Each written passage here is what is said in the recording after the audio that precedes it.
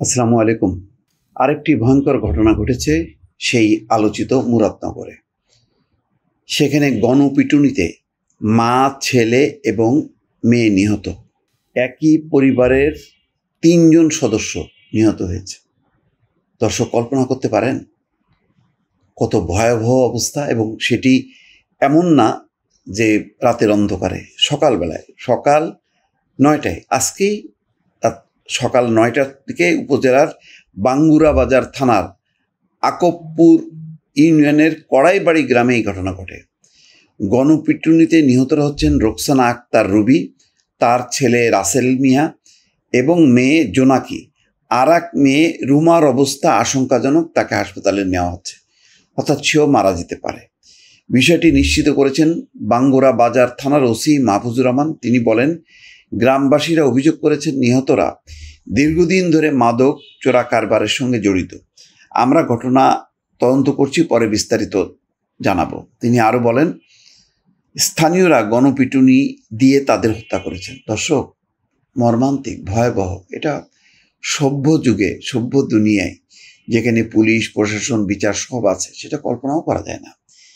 এইভাবে গণপিটুনি দিয়ে মারার, হত্যা করার রাইট কি আছে? আর এটাই যদি স্টাবলিশ হয়, তাহলে অপরাধী নিরপরাধী সবাই তো আতঙ্কের মধ্যে থাকবে। গণপিটুনি দিয়ে মৃত্যুটা, সেটা কি জায়েজ করা যায়? সেটা কি আইনে আছে যে গণপিটুনি দিয়ে আমি মেরে ফেলবো? তাহলে তাদের বিরুদ্ধে অভিযোগ তারা মাদক ব্যবসার সাথে জড়িত। তাহলে সেখানে পুলিশ কোথায়, প্রশাসন কোথায়? নাকি পুলিশ প্রশাসনকে বলে বলে তারা হয়রান হয়ে গেছে, পরে অতিষ্ঠ হয়ে তারা এই গণপিটুনি দিল যাতে তারা মাদক ব্যবসা না করতে পারে, মাদকের বিস্তার যাতে ঘটাতে না পারে। বিষয়টা কি তেমন? এই মাদক কোথা থেকে আসে, কারা দেয়, কারা পৃষ্ঠপোষকতা করে, কবে থেকে চলছিল, কেন এইগুলির ব্যাপারে সামাজিক রাজনৈতিক প্রতিরোধ হয়নি? আমি বারবার বলি যে মুরাদনগর অত্যন্ত রাজনৈতিক সচেতন একটা এলাকা, যেখানে বিএনপির অ্যাক্টিভ, আওয়ামী লীগ অ্যাক্টিভ, জাতীয় পার্টি অ্যাক্টিভ, এমনকি জামাত ইসলামও অ্যাক্টিভ। বৈষম্য বিরোধী ছাত্র আন্দোলন, তাদের পার্টি এনসিপি, যেটা আসিফ মাহমুদ সজীব ভুঁইয়ার নির্বাচনী এলাকা, তারাও অ্যাক্টিভ। তাহলে এইরকম রাজনৈতিক সচেতন একটা এলাকায় এইভাবে গণপিটুনি দিয়ে মারার অধিকার কি কারোর আছে? সেটা কিন্তু ঘটল। কয়েকদিন আগে এক মহিলা ধর্ষণের শিকার হলো, নির্যাতন করা হলো, সেই নির্যাতনের ছবি ভাইরাল করা হলো। একদল ওত পেতে থাকলো, যেটা অভিযোগ করা হচ্ছে পাল্টাপাল্টি। তাদেরকে পরকীয়ায় ব্যস্ত ছিল, ফলে ঘরে ঢুকে ওই যার বিরুদ্ধে অভিযোগ, ধর্ষক বলা হলো যাকে, কিন্তু অনেকে বলেন যে ওই মহিলার সাথে পরকীয়া সম্পর্ক, তাকে গাছে বেঁধে পেটানো হলো, ওই মহিলাকে পেটানো হলো। তারপরে মামলা হলো, পরে সেই মামলা তুলতে চাইলো, পরে পরিস্থিতি এমন হলো যে মহিলা সেখান থেকে ভেগে গেল। তো এই যে নৈরাজ্য চললো, মারপিট চললো, কিভাবে হয়?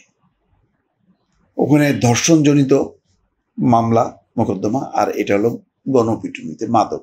আমি বারবার বলি, পুরো মুরাদনগর না, পুরো কুমিল্লা ছেয়ে গেছে মাদকে। সেই মাদকের বিরুদ্ধে অভিযান চলবে সামাজিক এবং রাজনৈতিকভাবে, কিন্তু তাই বলে গণপিটুনি দিয়ে মেরে ফেলা। গণপিটুনি যারা শিকার হয় তারা আসলে সাধারণ মানুষ, সাধারণ যারা আর্থিক কারণে যুক্ত হয়, কিন্তু এর তো বড় বড় পৃষ্ঠপোষক আছে, সাপ্লায়াররা আছে, তারা তো ধরা ছোঁয়ার বাইরে থাকে। তাহলে তাদেরকে বাদ দিয়ে যারা সাধারণ, যারা অন্যদের কাছ থেকে নিয়ে এসে বেচাকেনা করে, তাদেরকে কেন মারা হবে? আর তাছাড়া এই তারা মাদক ব্যবসা করে কি করে না, এই সিদ্ধান্তটা তো আমি নিতে পারি না। এটা তো তদন্ত সাপেক্ষ ব্যাপার, অর্থাৎ আইনের আশ্রয় নিতে হবে।